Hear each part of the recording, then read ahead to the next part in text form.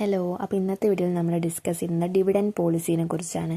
Dividend policy of a company determines what proportion of earnings is distributed to shareholders by way of dividend and what proportion is left back for reinvestment purpose.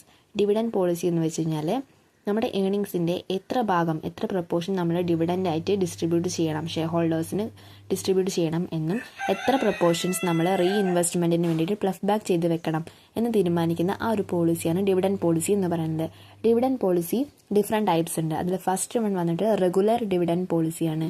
Company pay out dividend to its shareholders every year. If company make abnormal profit, excess profit will not be distributed to shareholders but are withheld by company as retained earnings. If company make loss, shareholders will still be paid a dividend under the policy. ഈ policy പ്രകാരം പറയുന്നത് dividend എന്ത് ചെയ്യണം, എല്ലാ കൊല്ലവും share ഹോൾഡേഴ്സിന് പേ ചെയ്യേണ്ടതായിട്ടുണ്ട്.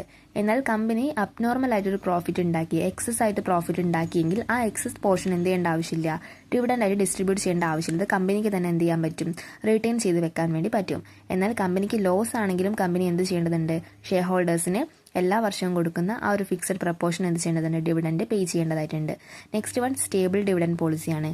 Percentage of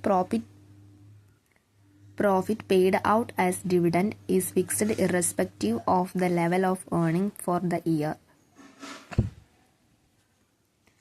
ഇതിൽ പറയുന്നതെന്ന് വെച്ചാൽ സ്റ്റേബിൾ ആയിട്ട് എന്ത് ചെയ്യേണ്ടതുണ്ട്, എല്ലാ കൊല്ലവും ഒരു ഫിക്സഡ് ആയിട്ടുള്ള പെർസെൻറ്റേജ് പ്രോഫിറ്റിൽ നിന്നും ഡിവിഡൻഡ് ആയിട്ട് പേ ചെയ്യേണ്ടതായിട്ടുണ്ട്. അത്ര ഇതിലുള്ളൂ. പിന്നെ irregular dividend policy, company is under no obligation to pay its shareholders and board of directors can decide what to do with the profit. If they make abnormal profit, they can decide to distribute it to shareholders or not, pay out any dividend and keep it for business expansion. ഈ policy പ്രകാരം പറയുന്നത് കമ്പനിക്ക് എന്ത് ചെയ്യാം, വേണമെങ്കിൽ share ഹോൾഡേഴ്സിന് dividend കൊടുക്കാം, അല്ലെങ്കിൽ കൊടുക്കാതിരിക്കാം. ഇനിയിപ്പോൾ കമ്പനി നോർമലായിട്ട് പ്രോഫിറ്റ് ഉണ്ടാക്കിയാലും അത് കൊടുക്കണം എന്നുണ്ടെങ്കിൽ കൊടുക്കാം, അല്ലെങ്കിൽ അതെന്ത് ചെയ്യാം, കമ്പനിക്ക് അതിൻ്റെ എക്സ്പാൻഷന് വേണ്ടിയിട്ട് റിട്ടേൺ ചെയ്ത് വെക്കാവുന്നതാണ്.